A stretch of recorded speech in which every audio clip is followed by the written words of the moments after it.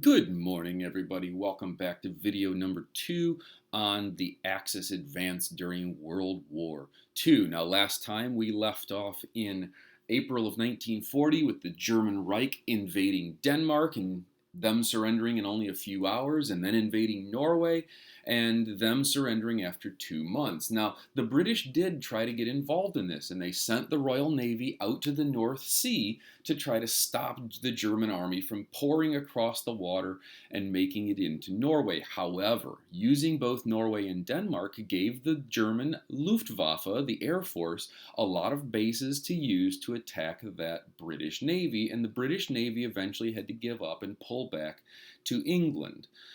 Now, when we look at the map of Germany, we need to keep in mind what's been happening here.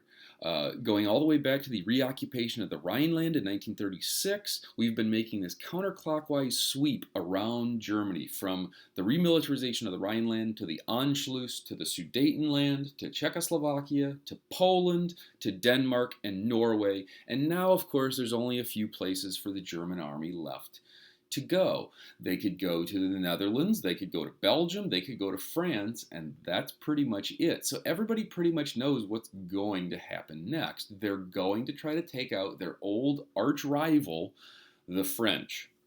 Now, of course, we should remember that part of the provisions of the Treaty of Versailles was that Germany had to pay France a humongous amount of money in war reparations. And one of the things the French did with that reparations money is they built a fortification network called the Maginot Line. And of course, this is the map of the Maginot Line, and hopefully all of you can see the problem here. The French spent billions and billions of dollars building up impregnable fortifications on the French border with Germany. If you look at it from the point of view of the German high command, they look at this and say, okay, well, the French have spent an enormous amount of money building this fortification. If we don't want to try to figure out a way to get over that fortification, what should we do? Well, we could go through Luxembourg and Belgium, surround the Maginot Line from the other side, and ultimately capture Paris and be completely and totally fine. And why anybody would think that the Germans would go through Belgium is kind of funny, because of course that's exactly what they did in World War I as well. When we get to April of 1940, the German divisions began the invasion of France by first invading Belgium and Luxembourg. Again, it's called Case Yellow, and it's basically the same battle plan that they had in World War I, with a couple of important modifications. One of these modifications is the new technologies allowed them to use what we call a Blitzkrieg tactic, in which you have what is called, really, and it is the first time we see a truly combined arms tactic used in battle. So generally what would happen is, the day before a battle, the paratroopers would get dropped out of airplanes and ride down on parachutes behind enemy lines so that they could attack from the rear, while at the same time heavy tanks and heavy artillery would attack from the front, as well as infantry, foot soldiers, while at also the same time, modern aircraft would start things like dive bombing attacks from above. So a defensive fortification could get attacked from the front, from the back, and from above, all at the same time. And really the most important element of this Blitzkrieg tactic was the technological piece that made it all possible, and that is, of course, the individualized personal unit radio.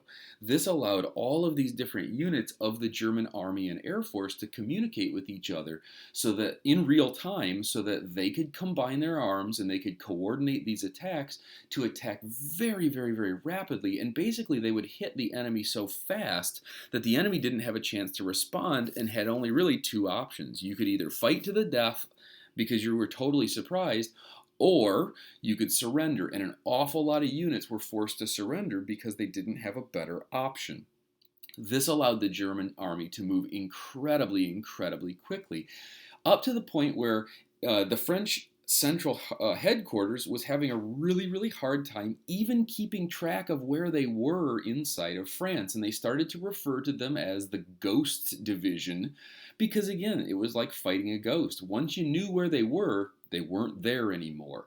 Blitzkrieg means lightning war, and that's what the Germans were trying to do. They were really trying to invade France so quickly that the French wouldn't be able to get a defense prepared. They were going to capture Paris. They were going to force the French to surrender, just like the plan was supposed to be in the First World War, except now they've got the technology and the tactics in order to try to make this happen. Now, once the invasion starts, in April and May of 1940, what we see is, of course, the British decide we have to try to save the French, because if we can stop this war in France, the war won't come to England. And so the British send their expeditionary force, which is basically like the professional part of their army. They send the expeditionary force to France in order to stop the invasion. They actually send them to Belgium, and they're going to stop them from replaying the plan the way that it worked in the First World War. And so they look at the plan from the First World War and they say, okay, the German army is going to invade Belgium. They're going to push all the way through the Ardennes forest down there in the lower right-hand corner, and then they're going to sweep around and try to take the city of Paris. So the British Expeditionary Force lands at a city called Dunkirk, and they start getting ready to move south and east to meet the Germans head on. Well, unfortunately for them, what the Germans do is they cut around to the south and they surround the British Expeditionary Force. And what this means is the British cannot link up with the French. The British are cut off. And if you look at the map, this is really, really bad, because pretty much it's the entire British Army as it existed in the spring of 1940, and they're surrounded. The only thing they can do now is they can surrender to the Germans, which is really bad because this is pretty much the whole army that the United Kingdom has. They can try to swim back to England, but that's like a 30-mile swim, and that's never going to happen. Or they're kind of stuck. And they did some calculations, and one of the things that they had a problem with was in the city of Dunkirk, there was only really one pier that would be able to handle big naval ships to try to get the men out. Because they said, listen, we're going to lose most of this equipment, and that's okay because we can make new equipment. What we can't make is new professional soldiers that really know what they're doing. So instead, what the British Army did is they defended themselves at Dunkirk. They set up all of their artillery and all of their heavy weapons to try to slow the German army down as much as they possibly could.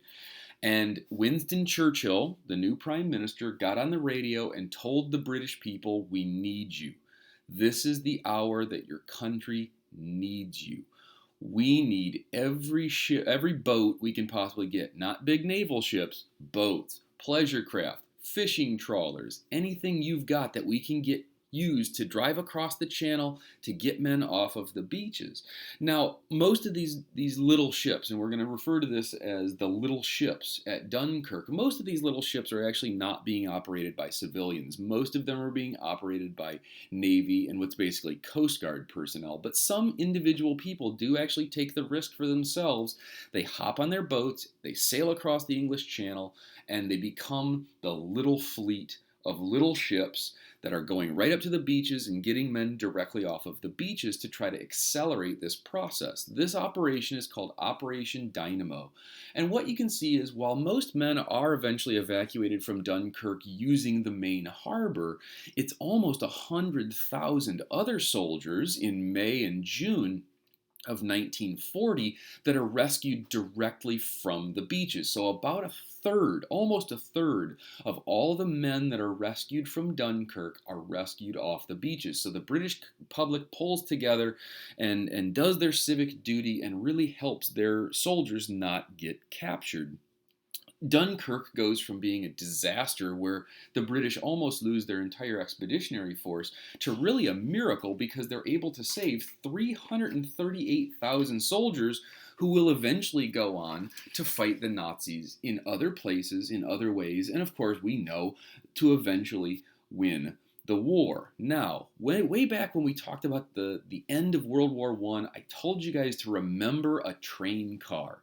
And even at the time I told you, I know that sounds goofy, I know that sounds strange, but here's where that remembering pays off. Because when we get to June 22nd of 1940, now remember the invasion of France only started in April, so this thing's over pretty quick, but in June the 22nd of 1940, The Germans tell the French government, we are ready to accept your surrender. We have completely and totally defeated you.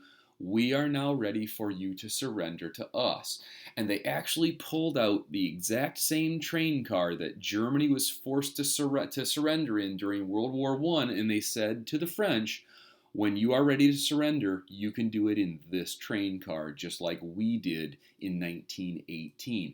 And again, keeping in mind the kind of flow of history, this is yet another insult in a long line of insults. From Napoleon invading Germany and defeating Prussia in 19 days, to Germany invading France and declaring the creation of the empire in the Hall of Mirrors in the Franco-Prussian War, to the taking of Alsace and Lorraine, to the World War I and the Treaty of Versailles and the surrender and the stab in the back, all of this comes right back on the French government, and they're forced to surrender in the exact same train car that Germany surrendered in during the First World War. Now, the arrangement here was there's going to be a split inside of France. France is going to be divided into two different pieces. The northern part of France, the part that's on the Atlantic Ocean, is going to be directly occupied by the German government. That's going to be directly under the control of Germany. In the south, starting in 1942, that's going to be what we call the Free Zone. They're going to have their own government, which is going to be headquartered not in Paris, but in the city of Vichy, which you can see there, Vichy, in the northern part of the Free Zone of France, the southern zone of France. They have their own government, but their government's not allowed to do anything that the Germans don't allow them to do.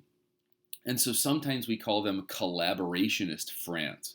Sometimes we call them the collaborators, because really they're working with the German government in order to try to keep French people safe during the occupation. In many ways, they're working with the French resistance movement, which was called the Maquis. And ultimately, they are facilitating the German occupation of France. So that's going to be it for this particular video. The next video is going to be the last video about the German advance and the occupation of the rest of Eastern Europe. I hope you guys enjoyed this video. I hope you're staying healthy. I hope you're staying safe. Next time we're going to look at the invasion of the Soviet Union and Operation Barbarossa, and when the war starts to see the turn of the tide, and when the Allies themselves actually start to make some advances. So make sure you like this video, subscribe for the notifications on when new videos post, leave me any questions in the comments or on Google Classroom, and I will see you guys in the next video.